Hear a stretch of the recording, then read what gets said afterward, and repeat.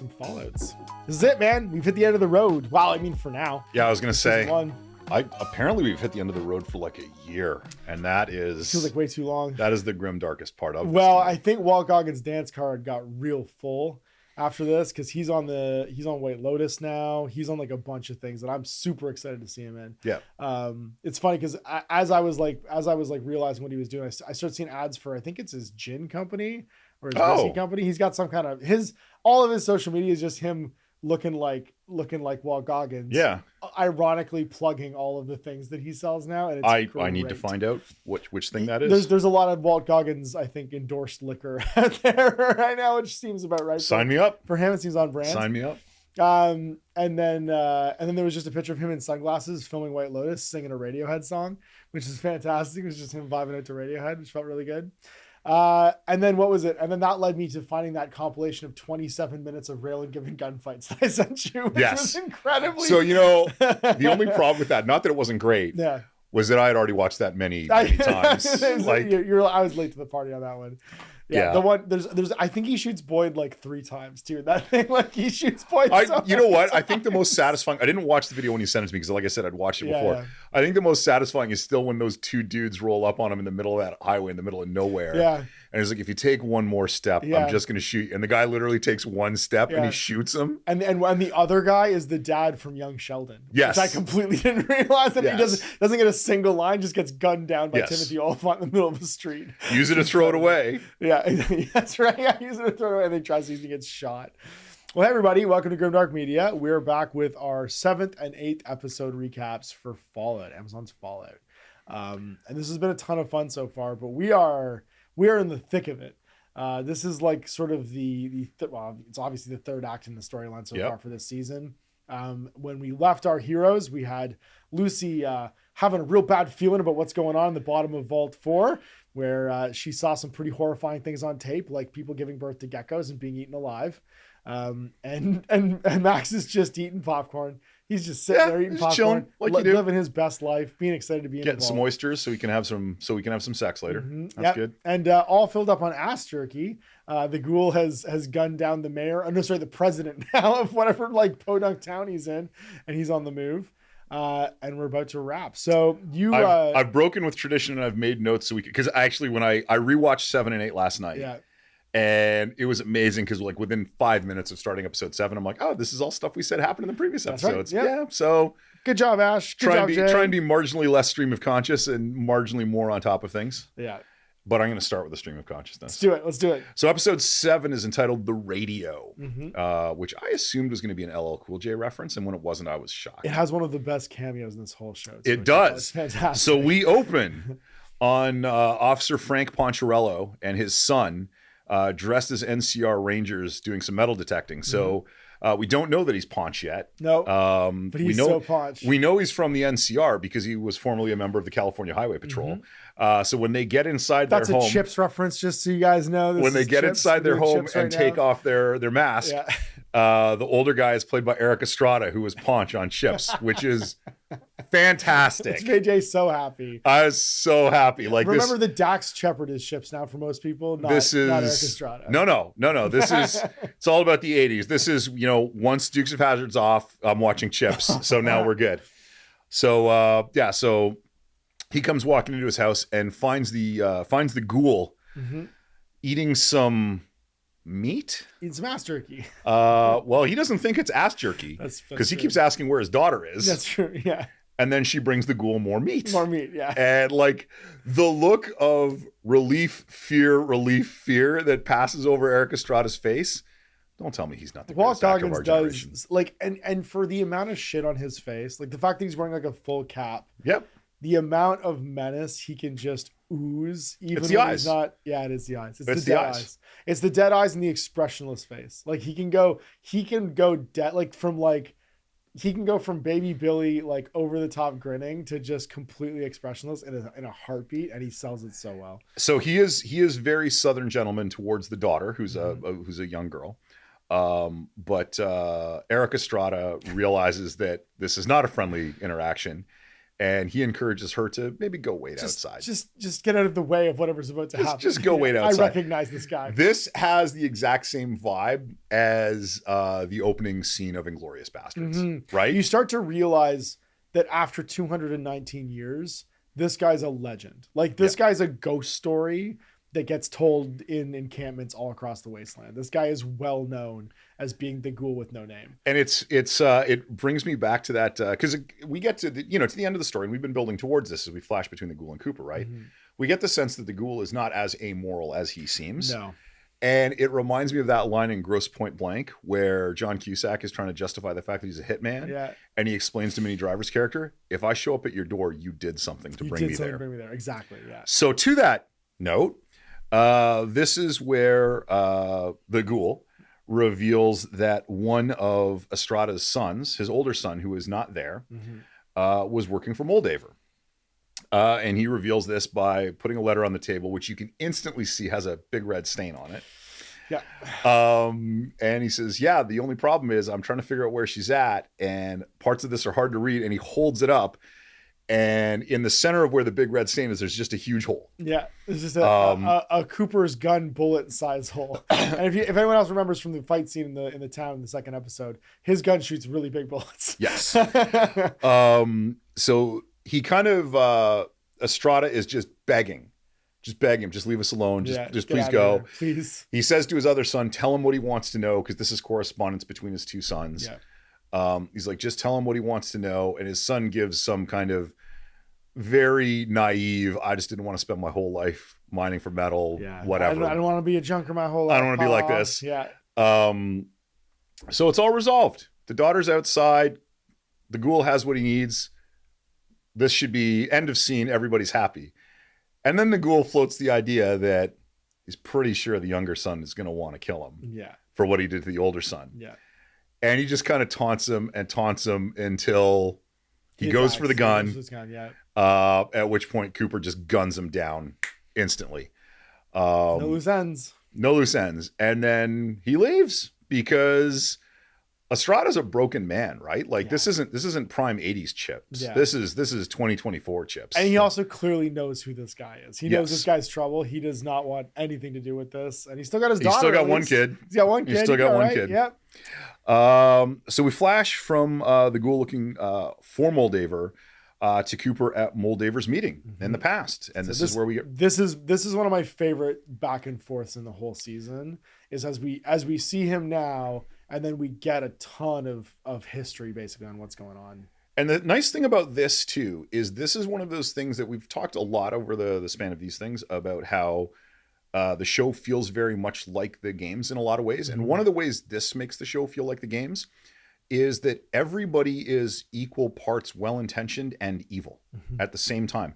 Like the show opens with the series opens with Moldaver raiding the vault and killing all these people and kidnapping Lucy's dad. Just clearly not a good person. They're reinforcing that line that Max has. Everybody wants to save the world. Everybody just disagrees on how. Right. Like that thing is coming up over and over again. It's all the conflict spawning from it. But now we flash back, and when we flash back to the past, to 2076, let's say, Moldaver is desperately trying to convince everybody that Vault-Tec is bad. Is going to end the world. And they're going to end the world. She's trying to be a whistleblower. And she's been labeled a communist. Her group's been labeled communist, but they're not. They're like anti-corporate agitators, basically. Pretty much. And the thing is, even if you watch this scene out of context and she seems like a bit like of an extremist, because we've been watching 6 episodes of this, we know she's right. We know in the end she's actually right. Yeah. We've seen the end result of all this. Something's happening. So then we cut away from that. So there's some exposition. We come back to this. Sorry. So Lucy, we cut away to Lucy. She's being questioned after breaking out of the underside of Vault 4. The amount of theatrics in her questioning thing is fantastic. And what's great is she's being questioned. She's not being interrogated. Yep. At no point has the tone of who the people in Vault 4 really are, which is they are basically good people. They're just scientists. It's a utopia led by scientists. So in the course of her questioning, she reveals that she knows that they're conducting these horrible experiments on these people underneath their vault. and the, I'm going to say assistant overseer, I don't really know what her role is, but Parnell's helper friend says, show her the holovid. So they put in a holovid, they show it to her, and it is, again, flashback back to the scientists we saw originally populating Vault 4 that were in the commercial with Cooper. Yep. And one of them is recording like the shaky cam. We gotta get out of here. This could be my last recording about how their experiment's gone wrong, but that doesn't mean they were wrong to do it.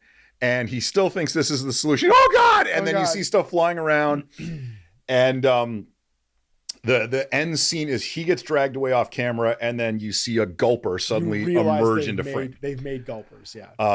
There's a reason the gulpers had human fingers. So it stops, and Parnell's character, the overseer, is incredibly shaken. At which point he reveals that gulper is his uncle. And this is then when it's revealed to Lucy that they're not doing experiments on people. They're trying to save the people that the Vault-Tec scientists were doing experiments on. And that's why you have all these mutants in this vault. At this point, the relationship shifts between Lucy and the Vault 4 population because they basically say to her that she is the villain, like her people are the wrong people. Yeah, and Birdie and Ben are like they're now viewing her as being from a vault which is populated by like the bad vault people, the organizers. And the question that they end up asking her was, what was the experiment in Vault 33? Yeah, and she doesn't know. And well, no, she's in denial. Yeah. She's basically under the, she doesn't use the term control vault, but she's under the impression that it's a control vault. That no, everything's legit and normal. And they kind of look at each other. And they don't look judgmental. They look sad. Like she just doesn't know. She just doesn't get it. She doesn't know. So they put her on trial, such as it is. And they sentence her to death by exile. Which has one of the best scenes ever because Parnell like raises this giant machete thing in the air. And then the next thing you see is him like slowly, gently sawing through her ropes. It's so funny. They're the gentlest executioners ever. It's really actually very good. And again, just to underscore that the people in Vault 4 really are good people. She goes, oh, well, that's very forgiving of me. He's like, you'll be killed by something almost instantly on the surface, which is why we're just giving you a 2-week supply of food and water to take with you. Right. Like they like equip her. They're like ready to do everything for her. But then unfortunately though, as she's realizing that her life has been spared and she was going to have to leave this vault and everything was going to be fine. And everything's fine. Not only is it fine, she's in a better position than she was when she came into the vault. She's going to be equipped. It's going to be great. She's been dragged off to this show trial, and Maximus knows what happens when people get dragged off to show trials.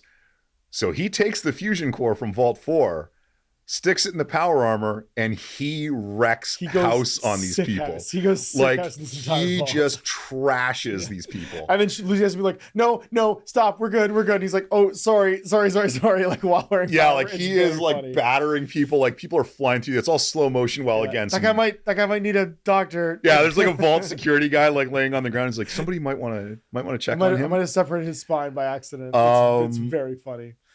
So they leave the vault. This is also as they're leaving the vault, Lucy has this heart-to-heart with Maximus where she talks to him about how she misunderstood and how she's been so surrounded by horrible people, and he's the only good person she's met the whole time. And Maximus gets that, like, if you've ever seen somebody just get, not cartoonishly, but like when somebody gets kind of ants in their pants because you can tell they're just uncomfortable. Yeah. And he finally comes out to her.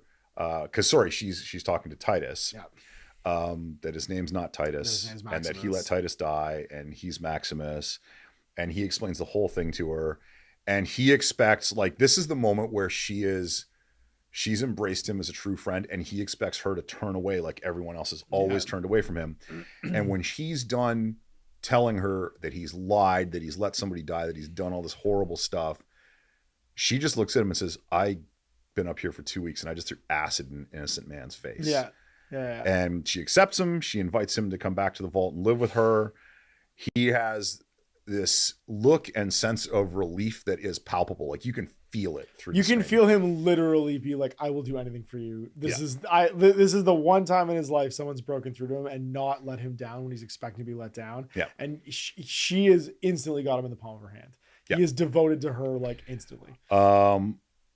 Which is going to become important in just a moment, because as they're leaving, she tells him that he's got to give back the fusion core. Yeah, she's got to give it back. And so he has his like, but without the power armor, I'm nothing. Yeah, he has his Tom Holland Spider-Man to Iron Man moment like, where I'm pretty sure I've watched you be way more competent outside the power armor than inside the power armor. So let's just get rid of this fusion. So in the end, he does return the fusion core. Mm-hmm. And the nice Vault 4 people say thank you as it drops in, and away they go. So now we cut to Thaddeus. We did miss some stuff in the past, though. There was some big reveals in the past we should probably talk about. Sure. Just to like swing back for a second to the conversation between Cooper and Williams, which is the name he knows her under. So in the previous episode, when she said, when they say her name, and she's like, that's not the name I knew under. Well, her name's Williams in this meeting. She reveals two things that are really important here. One, that she was working on a experimental technology prior to the war, and that it was inconvenient to Vault-Tec's sales plan, so they bought it and hid it. And that's her main grievance with Vault-Tec. And two, that she really wants him to take a listening device because he does not know Barb the way that she knows Barb. Barb being his wife, there is a level of like understanding between the two of them that is unknown. And so when we leave Cooper in the past, he's got this listening device, and he's considering the fact that he might not know his wife as well as he. And we will come back to that. Yeah. The other thing, sorry, I skipped over, because this is our foreshadow. This is our big foreshadowing moment in this episode, is when Lucy is imploring Maximus to return the fusion core. The words she says to him are, "If my dad found out I destroyed an entire community to save him, it would break his heart." Yeah, that's some good plant and payoff for later. All right. So Thaddeus is wandering around. So Thaddeus, well, he's not so much wandering because he is limping. His foot is jacked. His foot is completely. So he ends up at a Red Rocket. Mm-hmm. He takes off his boot and his sock, and now you see how bad his foot is. There's like a toe hanging off. It's crushed. It's ruined. Crushed. This is probably one of the goriest scenes actually in the show. I think this is the goriest scene in the whole show. You see this crushed foot. Yeah. And this will be what kills him for sure, right? Like, I mean, in any reasonable survival but then situation. he meets Dr. Chickenfucker. So before he meets Dr. Chickenfucker, he decides he's sick and tired of CX404, which is dog meat, his shenanigans. So he puts him into a Nuka-Cola cooler. We now hate him because he's mean to dogs. Yeah, he's mean to dogs. Like Thaddeus has to die. If you didn't already have enough reasons to think Thaddeus deserves to die, he deserves to die. Being mean to dogs is now the top level of like why we're now excited for this guy to get what's coming to him. So as Thaddeus is now limping away from the Red Rocket, he runs into the snake oil salesman, which is Dr. Feelgood, Dr. Chickenfucker, whatever you want to call him. Hey, you, Chickenfucker. And the snake oil salesman, being a snake oil salesman, looks at him limping along and says, "I have a cure for that." Now, in this moment, I think most of us are just assuming he's just Professor Marvel from Wizard of Oz. Like he's just gonna sell him some river water and call it a cure. This is the most video gamey decision tree moment of the show to me. Yes, because like you're presented with like a video game decision where it's like, do I believe this gross, clearly duplicitous like guy? Yes. And so what happens? So Thaddeus and the doctor air quotes, go back to his hideout where he has a variety of things that may or may not be medicine. Yeah. There's a bit of a confrontation, but ultimately the point that we get to is that Thaddeus trades him the fusion core. So I don't know if that'll be relevant down the road season 2, but gives the fusion core. So we have a loose fusion core now. So gives the fusion core to the snake oil salesman. And the snake oil salesman gives him the medicine in an inhaler. He cooks it up too. He opens like a old pharmacy box and like just shakes some shit together in a bunch of vials. Yeah, like it looks like it's just going to be a scam. Yeah. But almost instantly, Thaddeus's foot starts to come back together. It's incredible. He like makes a stim pack basically into like a jet inhaler. So he heals like a character in a video game. He goes, and like Wolverine's back together. Yep. Everybody's like, "Oh my God, this is amazing." And then he thanks him. He's about to leave, and Thaddeus says, "Wait, I need to find a way to contact the Brotherhood of Steel. Do you know anywhere where there's like a radio transmitter around here?" And he says, "Yeah, there's one on the other side of that crater, right near Shady Sands." And Thaddeus says to him, well, I can't go there. It's radioactive as all hell. And the snake oil salesman says to him, but that's not a problem for you anymore. Ta-ta! And off he goes. And just leaves. There's no explanations to any of that stuff. I'm like, what is happening? I have a suspicion he's been ghoulified. Right. I have a strong suspicion that whatever was in that inhaler is turning him into a ghoul. So, yeah, like Thaddeus is one moment where he's got kind of a look on his face and Okay, off we go. I mean, my foot works again. This is great. Whatever's going on. So then we cut to Vault 33, and a bunch of people in the vault have mysteriously died by ingesting rat poison. Interesting. So now this is one of those moments that we had said was in the last episode. Is it the Raiders? Or is it the people? It's the Raiders, but it looks like there's also a few other people. But Yeah. when you see how they basically serve food to everybody, like you get served food on an airplane. Mm-hmm. So You get a tray of like whatever your ration So if your is. plan is you're going to poison the Raiders, then there's going to be other trays that are poisoned. Because there's a few people in vault suits, I think, but I can't remember if they're the Raiders that still have the vault suits on. Yeah, specifically a bunch of basically all the prisoners get killed, and I have a like, I don't know. We'll see what happens. The guard gets taken away though for questioning. Yeah. So one of the woman that Norm had previously given the extra portion of dessert to gets dragged off, protesting that she didn't do anything and she would never do anything like that. Mm-hmm. And now this is the point where Betty doles out the repopulation reassignments to everybody. Now, we mentioned last episode that all of the problematic people and Stephanie get repopulated to 32. Steph. And what I totally Check forgot is not quite. Norm stays behind. Because it's all of the problematic people except Norm plus Steph. Mm-hmm. There's a weird like feeling that Norm is somehow protected still. Yes. From whatever's going to happen in this vault. So this is it's a jarring scene. It's an important scene. But we come back to it a bit later. It's very short. Mm-hmm. So the ghoul now shows up at the Red Rocket. And our absolute hero because he rescues our boy. Yeah. So in case 6 episodes of building up to the fact that before Cooper was the ghoul, he was a decent and moral guy, had not sold you on this. He shows up at the Red Rocket, finds CX-404 in the Nuka-Cola cooler, and lets him out. Now, definitely part of that is the fact that he wants him to help him track down the head. 100%. But also, the main takeaway is Thaddeus mean to dogs, the ghoul nice to dogs. Yeah, that's we know. If you think there's anything more going on in this story than that, that could have been the end. That could have been the end of the series for the season. Yeah. We know that we like the ghoul more because he's nice to dogs. So we have a flashback now to the past, and now after humming and hawing, Cooper decides to bug his wife's Pip-Boy. Mm-hmm. And there's not a big payoff in this scene because when he bugs it, he's sitting inside. She goes outside to serve their daughter some hot chocolate, and he can just hear everything that she's saying. We almost immediately cut back to the present.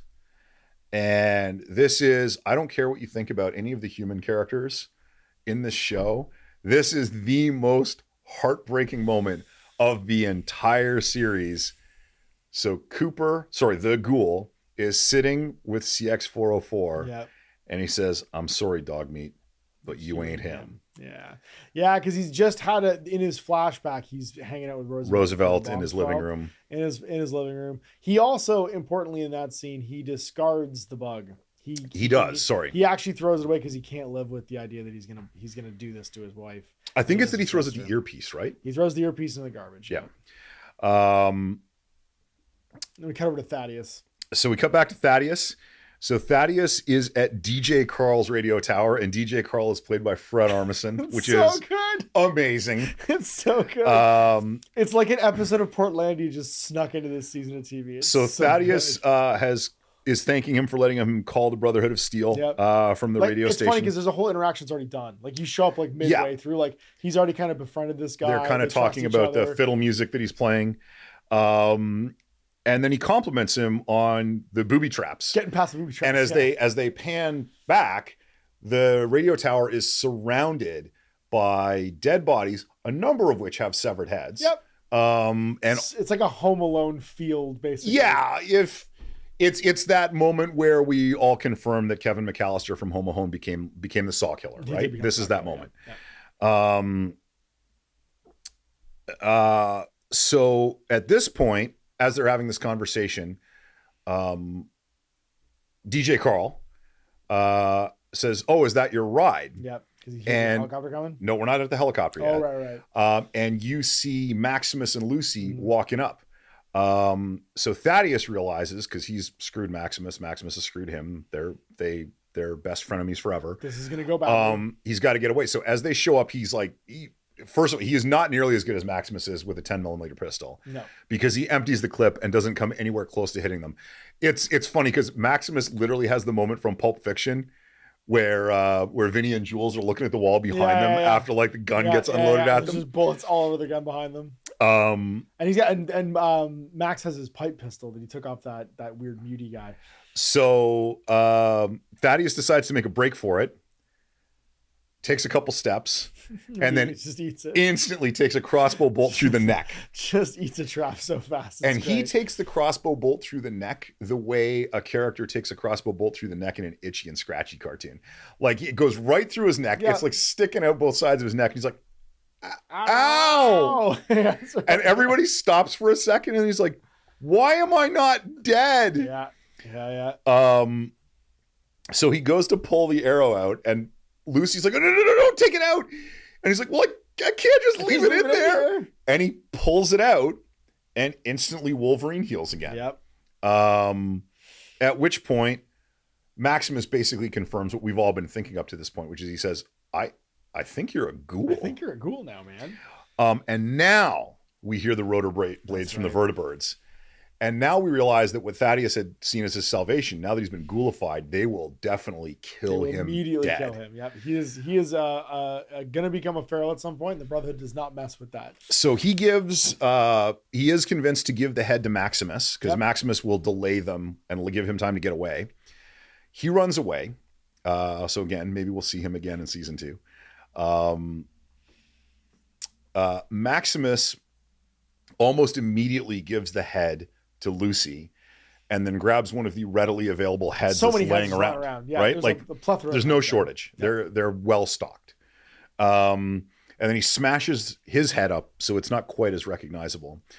And he implores her to leave with the head to find her father. He will find her again, but he needs to slow down the Brotherhood. Mm-hmm. So this is finally the moment that X-Files fans waited so many seasons for, where Mulder and Scully have their kiss. So they have a kiss. And the best thing about it is not that they're kissing, but because they're each holding one of the severed heads under their arms. Yeah. When the shot pans down, it looks like the two severed heads are kissing, which is so well shot. Spectacular. Yeah, the lineup of that shot is fantastic. So now we're going to cut back to Vault 33. We will. So we come back to Vault 33. It's a good old Norm. And they're all standing in the atrium where the Y tunnel is that connects all the vaults. Saying our goodbyes. They're all saying their goodbyes in a move that surprises hopefully no one at this point. Betty announces that Stephanie has been appointed interim overseer of Vault 32. Mm-hmm. And I got to say, I don't know how intentional this was, or if I'm just choosing to see something. But one of the things I love is as the new 32 occupants head into the door and the door closes, like some of them are waving.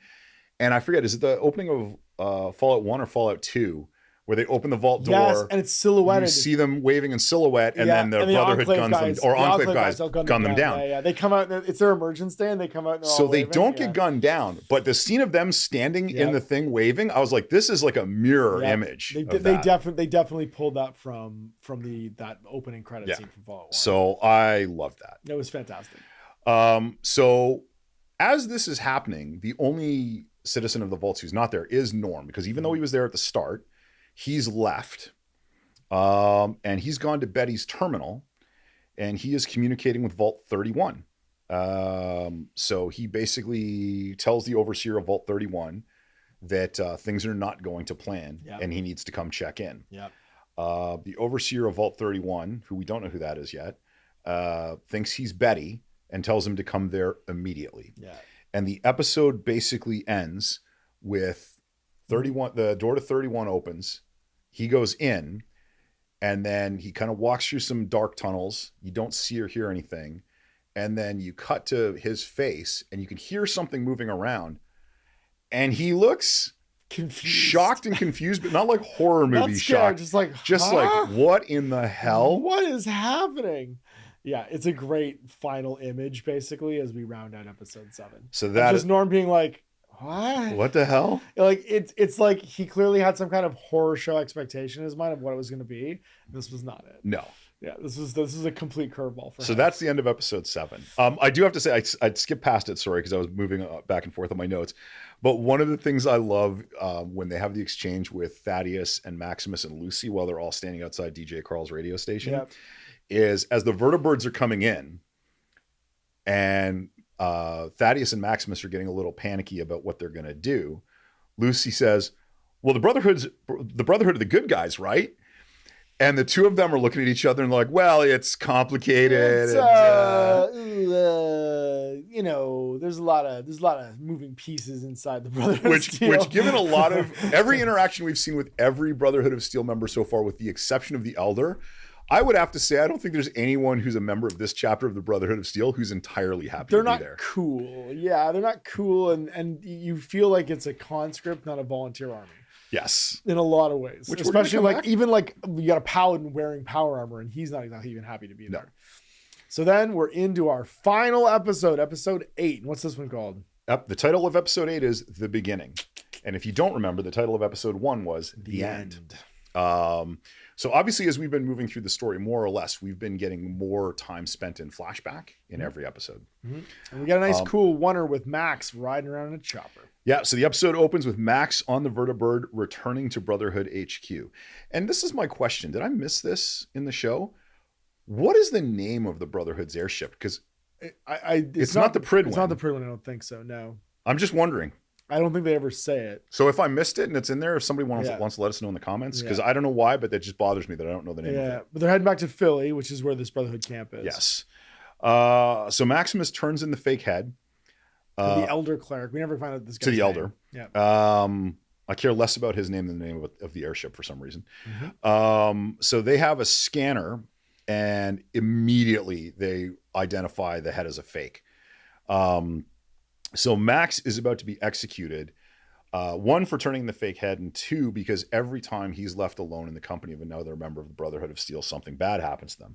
And as they're about to execute him, Dane jumps to his defense and finally confesses that they were the one who had injured themselves. That's right. That they planted the blades in their boot that incapacitated them so they couldn't go into the wasteland. So they staged their own injury, which again goes back to the whole, does anybody in the Brotherhood want to be in the Brotherhood here? What is happening that the most glorious level up you can possibly get, nobody actually wants? Nobody wants it. And that was a horrifying injury. Like the amount of will it would take to do something like that is off the rails. So Lucy arrives at the Griffith Park Observatory. You're welcome, by the way.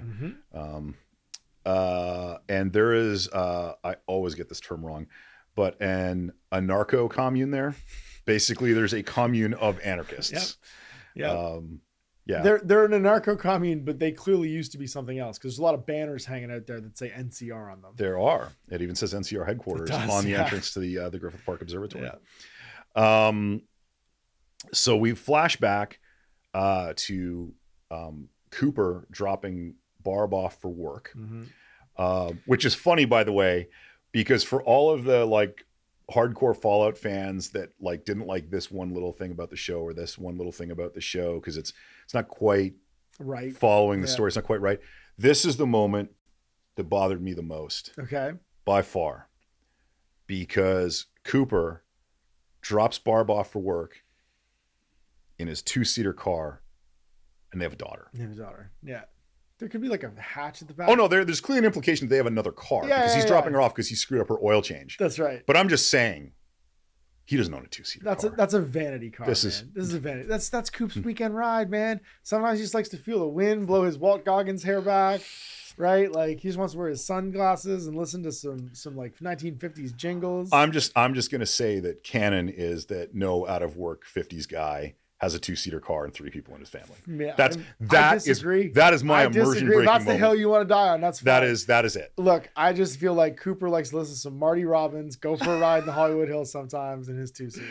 That's his luxury. So as they're talking, Bud pulls up in his just obnoxious tiny little car, just offensive for the sake of being offensive. I couldn't even tell you why it's offensive. It just is. It's like an early adopter of the smart car.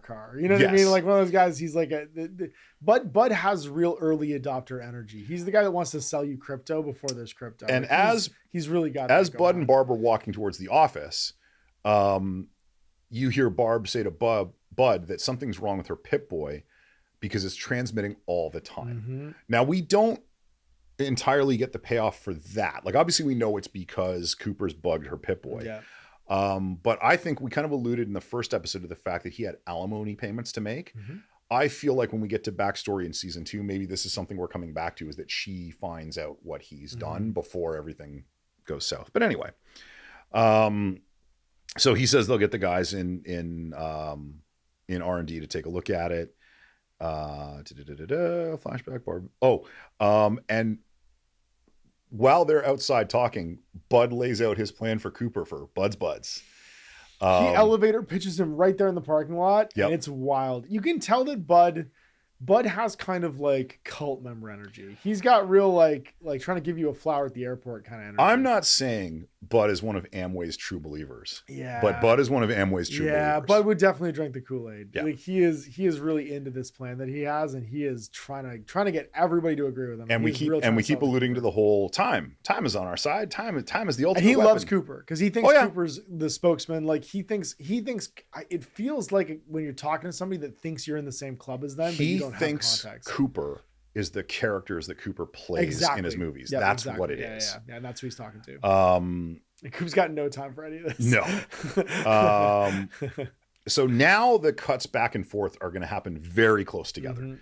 So we cut to Lucy. So she's walked into the Griffith Park Observatory, and her dad is in a cage. Sure is, in like a giant bird cage. It's He's very in a giant bird cage. It's very funny.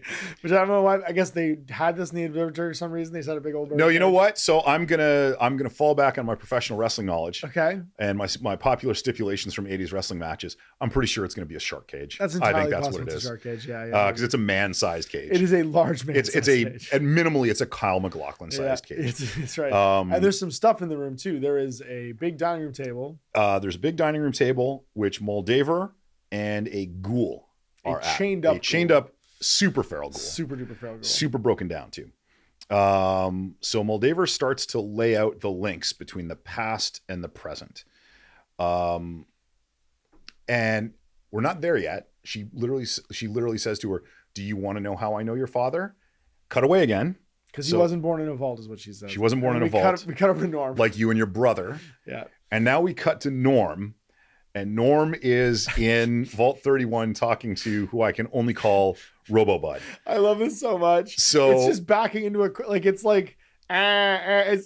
got like old. It's a bad Roomba. Oh my god! It's just a bad Roomba. Funny. It's so funny this shit. It's just like stuck to. So if you've played the Fallout games, the Robo Brains are quite large. Yeah. This is like the most shrunk down, crappy. It looks like a Robot Wars like vehicle. This is his car equivalent of the Robo Brain from the Fallout games. It's just a Roomba with his brain in a jar on top of it. It's the economy class version of a Robo Brain. So this is the thing that Norm was reacting to at the end of the last episode. Because it's also bumping into a wall, like trying to come after him. Like it's like stuck in some trash, and he's like, he had that look in his face where it's like, should I be menaced by this? But it's very ridiculous. So he moves like a broom handle or a mop handle to let RoboBud out. Yep. And then we cut away again because the cuts are coming fast and furious now. We're in music video territory. So we cut to, and again, if you like references within references, this amazing war room scene it's the war room from Doctor Strangelove.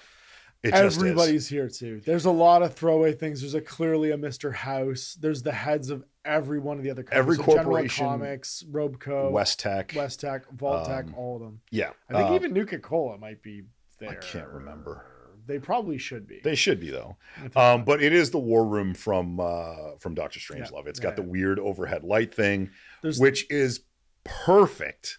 Because again, if you're doing like the way the Fallout games traditionally are, is they have all these nods and winks to all the things that inspired them. Yep. So doing a nod and a wink to a comedy movie about dropping the bombs at the end of the world. This is great. So they start laying, so they're basically debating.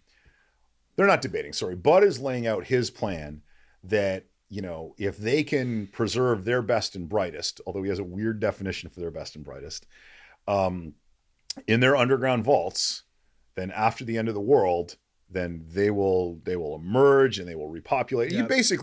He's basically doing the more transparent version of what he's been trying to sell everybody on through the movie up to this point. Yeah, with like a future plan to it. And it's worth noting that at this point, Cooper has come into the office. He is sitting in the office listening to his bug. He couldn't hear quite right, so he had to get closer. So he's gone inside the building into Barb's office. So he's laying out this plan. And then Mr. House, although he's not identified as such, but obviously if you played the games, you know it's Mr. House. He looks exactly like Mr. House. So Mr. House basically very dryly, very sardonically kind of says that he likes the plan, but the whole plan is like lingering on this variable about will it happen? Yeah. And you know, how do we know it'll happen and when will it happen? Which is funny because in Fallout New Vegas, one of the reasons Mr. House is trapped in his cryo chamber is because the bombs came 20 hours earlier than they had planned. Yes. So this is a really good like payoff for some New Vegas stuff. People kind of complain that there wasn't a lot of New Vegas stuff in here, but Mr. House asking when are the bombs going to fall, and then all that you know from playing New Vegas about the fact that they came early and that's why he's stuck and doesn't have the chip. Yep. And you need the chip. Like the chip wasn't delivered because the bombs came early is such a great little, for Fallout fans, it's a great little payoff in that conversation. So during this conversation, Cooper is like talking to himself in the office, and he's just begging for his wife to speak up and say something like, be the voice of reason. Don't let this happen. Talk these maniacs down. And she doesn't. Not only does she not, she is the one who says that if they basically, whether it's however you want to frame it, false flag, first strike, whatever, Yep. if they're the ones who drop the bombs, then they control when and how it will happen, and they control when and how they can reemerge, and then lays out this plan to all these people sat around this table that they can all have their own vaults to if they don't agree with Bud's plan, which is Bud's plan is to basically create a world full of middle managers. Yep. That they can do whatever they want with their assets. Yep. And that all of these companies will get their own set of vaults. Basically. So we basically cut away to Cooper's face, but the dialogue he now hears in the background is all of these people laying out these sociopathic plans for what to do with their vaults. And they're all the kinds of things, and some of them are specifically the things you find out when you discover experimental vaults in the video games. Yep. It is... Well, what if we have them where they can't sleep? Let's see what happens when they do this. We've got a robot that can deliver milk. What if we made a robot that can deliver milk? The Overseer. What if we just cloned one guy named Gary? Gary? Over and over again. Gary? And we also cut back while this speech is happening to Norm in Vault 33. It kind of flashes over to him while Barbara's giving her speech about what's happening. And we start seeing what he's seeing as the stabby needle robot is being evaded. So he evades the stabby needle robot because the stabby needle robot is crap. Yep. And also has a very recognizable voice. If you're very, it is Bud. If you're realizing as they're cutting back and forth between these scenes, Bud saying time is the apex predator, and in the event of an incident, the weapon that which we'll use to defeat our enemies. Then Bud is also a brain in a jar with a little needle trying to stab Norm 200 years later to make him stop. Yeah. So Norm now goes forward and finds these cryopods that Bud's buds are all being kept in. And this is where Bud lays out his plan, which is basically to populate the world with middle managers. It is... You want to talk corporate dystopia? Oh, this is corporate dystopia. Yeah. Well, that like weird cultish grin that they all had. Anyone who's come from Vault 33 is probably one of these buds. And 31. 31, sorry. He's probably one of these buds. And this is the moment where Norm then asks the question that Lucy was asked in the last episode, which is he says, well, then what are Vault 32 and Vault 33? And we don't get an answer. Nope. Which is great. And we cut back to Cooper sitting in the office, and Barb's assistant Betty. Yep. As we see, Betty who's now the overseer of Vault 31. So this is again Betty, who's the overseer of 33. In the past, is serving coffee. Barb's assistant. Brings in the biggest Cooper Howard fan in the company to meet him and shake his hand and say hi. And he's a huge fan. And his name is Henry. And he walks in, and Henry is Hank. Yeah. And Henry's the guy who phoned him previously, and he like kind of hung up on, and we realized that it is a massively DH Kyle MacLachlan. Yes. A like smooth skinned Kyle MacLachlan. So a Dune-esque, if you will. So Kyle we're MacLachlan. adding layers upon layers of people that lived before the bombs that now live after the bombs. But now that we've seen this reveal in 31, we have a bit more insight into how most of those happened. And we cut back to 30 to Norm's conversation with Bud, and Bud's explaining that that 32 and 33 were breeding stocks specifically selected to create super managers when they bred with the frozen buds that were in Vault 31. And race of super managers. Super managers. And then you realize that's the experiment. This was Bud's experiment. He got to do this experiment. So this is where we get what is the payoff for most people's favorite line of the series, which is our cut back to Barb in this meeting when she basically closes her comments by saying war never changes. Yeah. A nuclear event would be a tragedy, but also an opportunity, perhaps the greatest opportunity in history, because when we are the only ones left, there will be no one left to fight. I really had hoped she would pull her face off face mask style or face off style and be Ron Perlman underneath. Right, yeah. That would have been fantastic. The fact that we haven't gotten a Ron Perlman voiceover is kind of weird. I'll be honest. Yeah, I'm still waiting for it. So you realize he was in Fallout 4, right? Oh yeah. Yeah. Yeah. I feel like maybe they're saving it for season 2 because now they've said the line and now they can do like a previously on. Like they very specifically didn't do a previously on kind of like exposition thing in this one.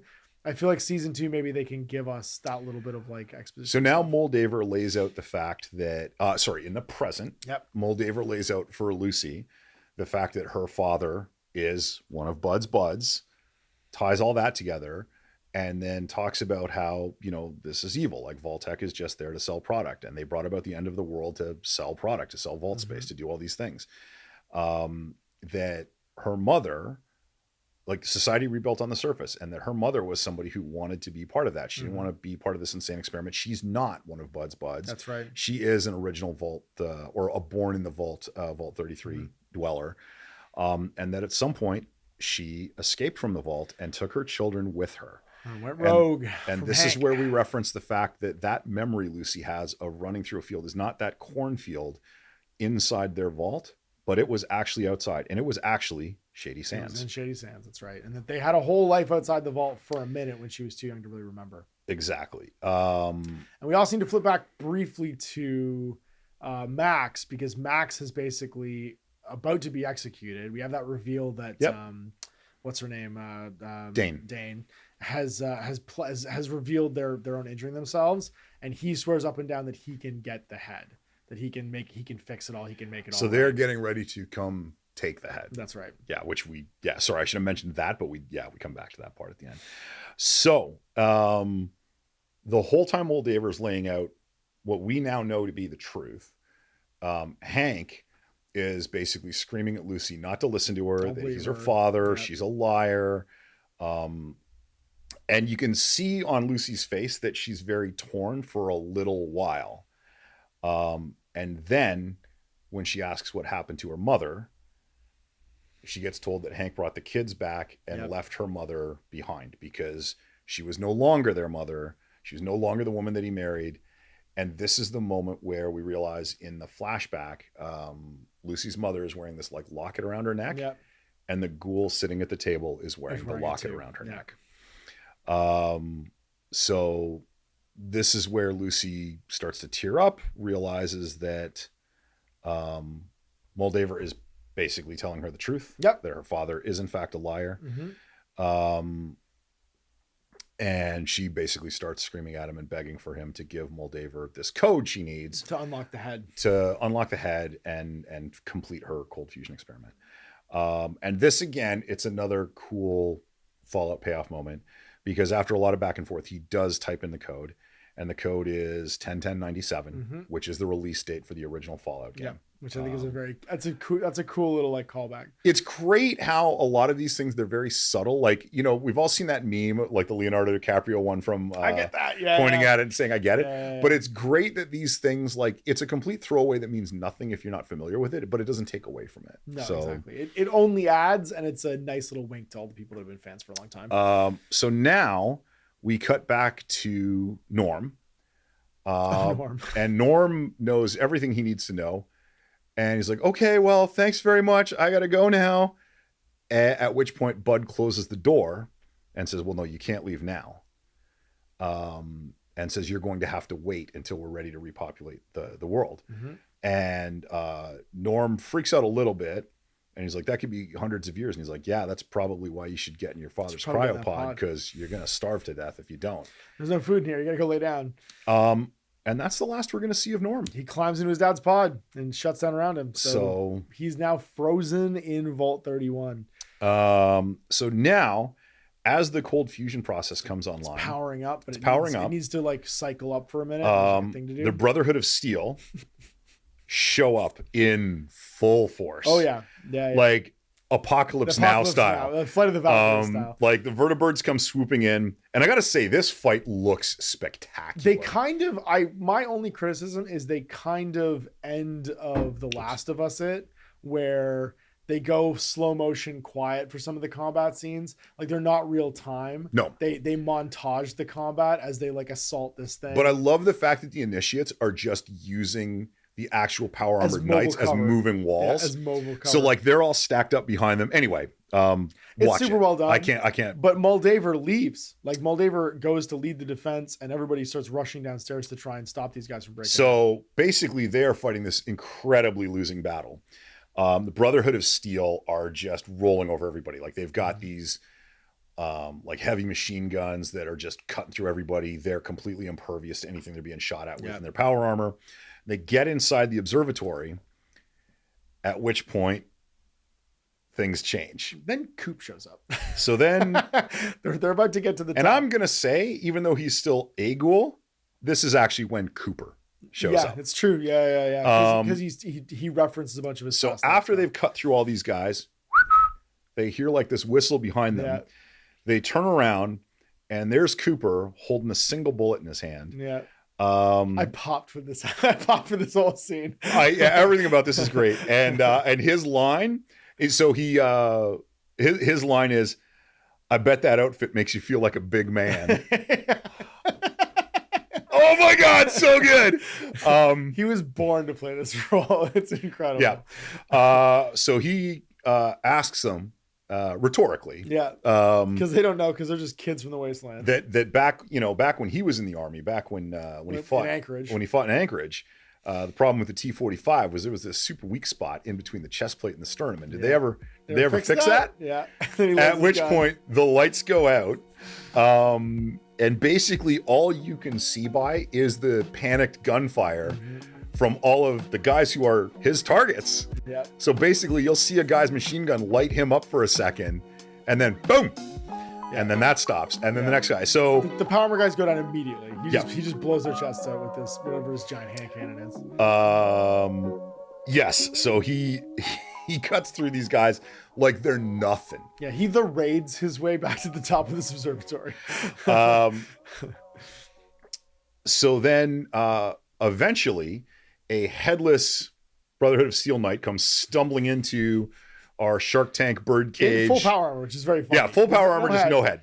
No head. Comes in, falls over, followed by Maximus. So presumably this is, again, following what we'd seen earlier. This is one of the guys Maximus was using as a shield. Yeah.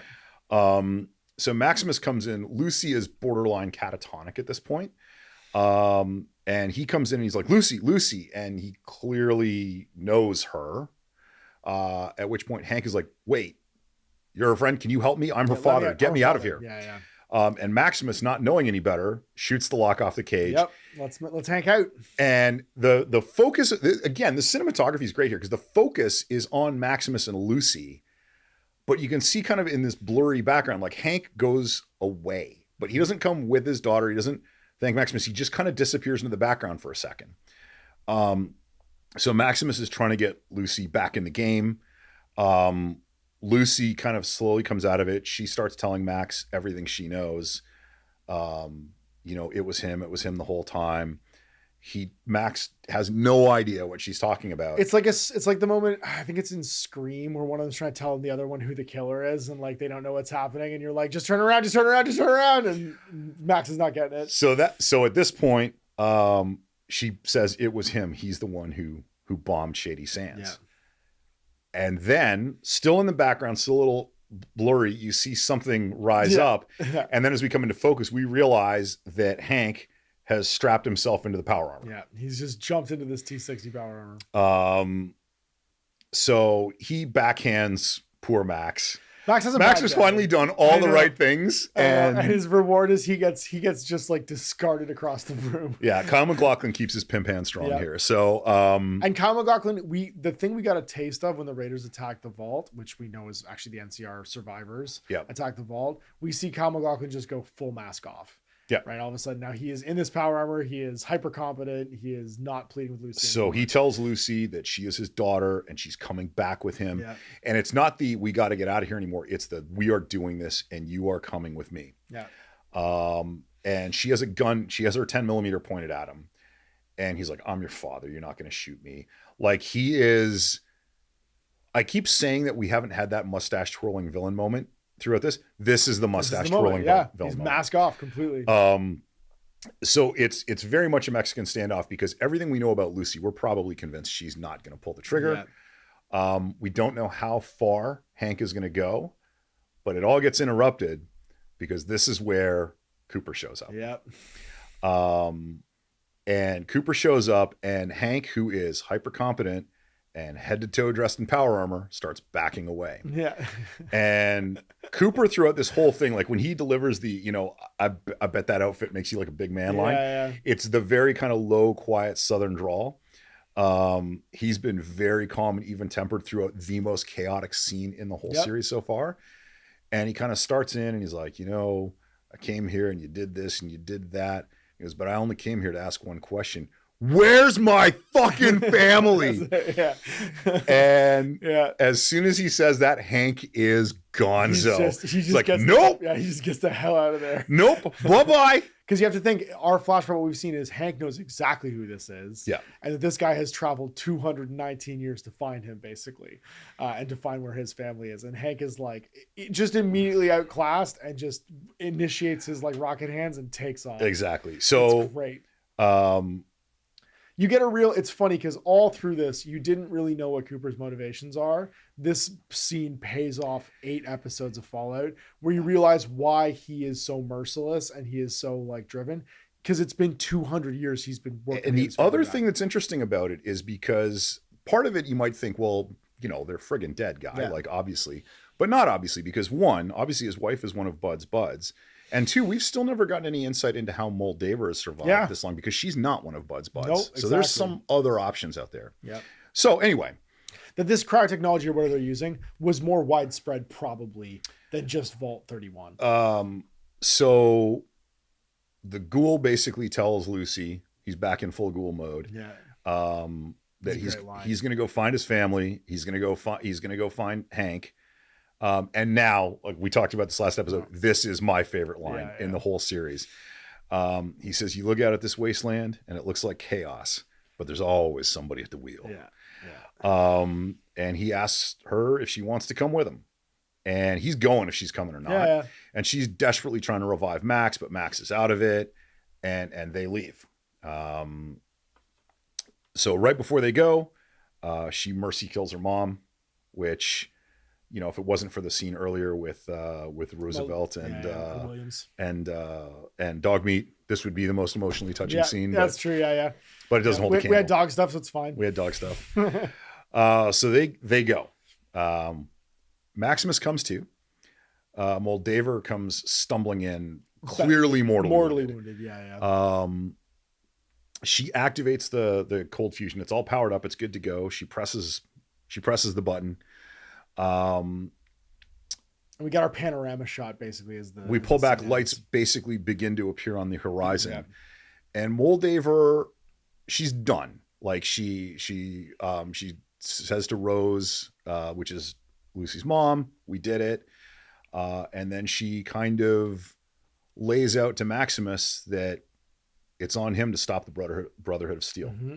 Can you stop? Can you even try? Can you even try? And then as she dies holding Lucy's mom's hand, Dane arrives with the So remaining Dane troops. comes in, finds Maximus, and immediately credits him with killing Moldaver. She asks him, and before he even answers, and he looks like he actually starts to say no. Yep. She leads the whole Brotherhood. Sorry, they lead the whole Brotherhood in a chant about "All Hail Knight Maximus." And this is our fade out on the Brotherhood part of the story. And I love that Max is now put into this compromised, faking it position again. Like every single time he's doing something right, he ends up in like a morally compromised position. And also this woman he's devoted to now, Lucy, has left him. So he's clearly in turmoil when this is happening and tries to do the right thing and immediately has it squashed. So now we cut to the Ghoul and Lucy walking out of the base, I guess, of the observatory, and walking off into the end of the night. Like the dawn is just starting to break. There's a hard cut, and then the next scene is the sun is not all the way up in the sky, but it's pretty high up. We see a Deathclaw skull on the ground, and then we see Hank in power armor, and as it pulls back from him, what we see that he's walking towards and is out on the horizon is the lights of New Vegas. Yeah. And we know this because if you've played the games, you can recognize the tower that is the Lucky 38. Yeah, the Lucky 38's right there. And the credits roll. That's it. And that's it. That's it. We did it. Season 1. Man, what a ride. So again, to like sum this up, and we can each take 5 minutes and talk about it. I think that the overall impact of the payoff of the last 2 episodes really does reinforce what we've said all the way through, which is that the pacing of this is great and the writing is fantastic. They have done plant and they did a mystery box open, but they paid off the mystery box every single episode to the point where at the end we have a full mask off reveal of who the actual villain is. We have everybody basically being compromised, and our morally like evil character at the beginning becomes this like vengeance quest character at the end. And we see everybody change, right? Everybody has like a moral or like an ethical transformation. Lucy more than anyone, right? Because she's had her whole world turned upside down, basically. Yep. And Norm too, actually. And we have enough loose threads. Norm in the freezer. We've got the Ghoul and Lucy basically on their quest now to try and get Hank and figure out what's going on, figure out where the Ghoul's kids are. So we have a clear quest path now. I think my favorite thing, though, about the loose threads is they leave all these loose threads hanging. What's up with Betty? What's going to happen with Norm? Are they going to find the Ghoul's kids? Why is Hank going to New Vegas? Yeah, what's going to happen with Steph being the overseer of all these different things? But the fact that all these loose threads are hanging, none of them take away from the feeling of completeness of this first 8 episodes. Yeah, because they're not mystery boxes in and of themselves. No. They're just unresolved plot lines. And that's Fallout. Yeah. You almost never finish a Fallout game with getting 100% of the side quest done. And I feel and they all feel like they could all individually be their own little side quests. Because of how this was executed from a writing point of view, I feel like every loose thread we're getting here, I as an audience member, I feel like is going to get tied up in the second season, and they'll give us new loose threads to follow. Exactly. And I feel very satisfied with what we got versus what they left on the table. Yeah, and it's funny because I can even kind of anticipate structurally there might be less flashback in the future. There might be like some things will change now. We might get Vault flashbacks instead with like Norm and Lucy's childhood as opposed to Cooper flashbacks. Like they can use the same format, but we have so much more to explore now that we know that Vaults 31, 32, and 33 were an experiment, that Buds was a whole thing that they were trying to do. So what I would like to see personally is a flashback to different characters.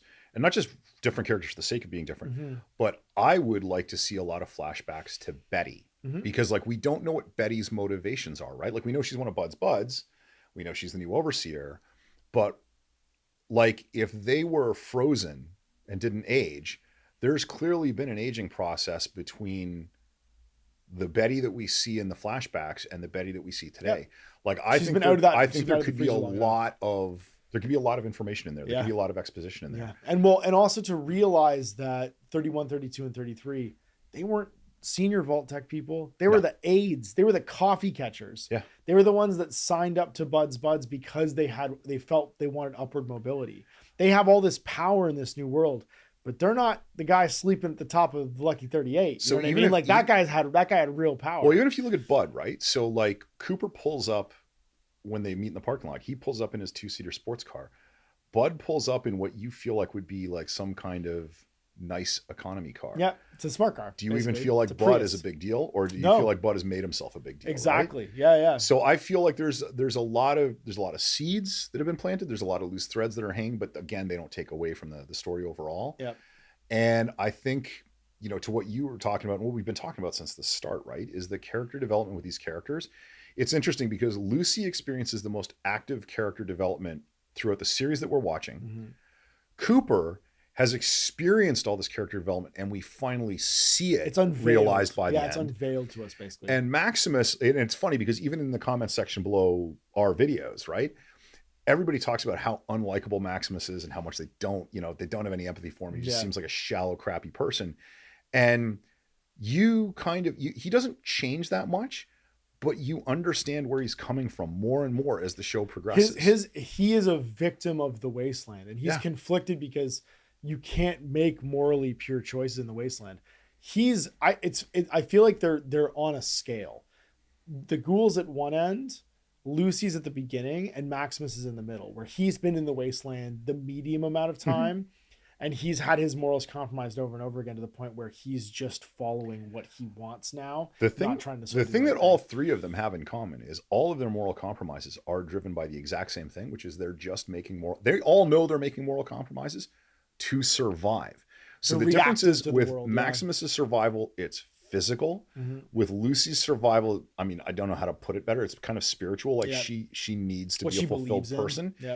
And with Cooper's survival, his survival is if he can't hold on to hope he's going to find his family, then he's just going to go feral and go away. He's just going to stop. Right? So no matter what version of survival it takes, they're all compromising for the same reason. And they're all basically on an elastic scale from each other, but they're all moving closer towards where the ghoul is at the end of it all. Pretty much. That one line where Cooper's like, "Hey, there you are, you little killer." That's one of my favorite moments of connection between two characters, where she goes from this naivety to this she's kind of like savage for a second, and he sees it, and it makes him happy. It makes him happy that she's going to survive because he's actually rooting for her through the whole thing. I want to say, by the way, if I can, because the thing that's been getting debated a lot online is in the final fight in episode 8, when Cooper reveals that he can just kill dudes in power armor at will. Yeah, is a lot of people are like, well, that was immersion breaking for me, because then why didn't he just do that to Max earlier in the show? I think you're kind of missing the point if you're asking that question, because he could have, for sure. But as we learn more and more about Cooper, we learn that, okay, everybody sees him as this amoral sociopath, but that's not really what he is. That's not who he is, no. And he'll happily kill anybody who's trying to kill him. But one of the funny things that made no sense to me at the time I watched the first few episodes, like Maximus takes Titus's power armor. Why doesn't he take his gun?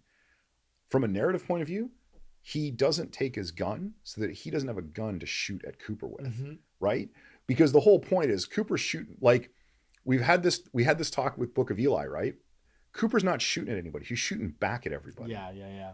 He's shooting people who attacked him. Yeah. So could he have killed Maximus in the first episode or second episode? Probably. Did he need to? Did he want to? Did that align with his moral code? Probably not. He doesn't punch down. That's the big thing I found with Cooper throughout the whole thing. He doesn't punch down. Somebody picks a fight with him, he finishes the fight almost immediately.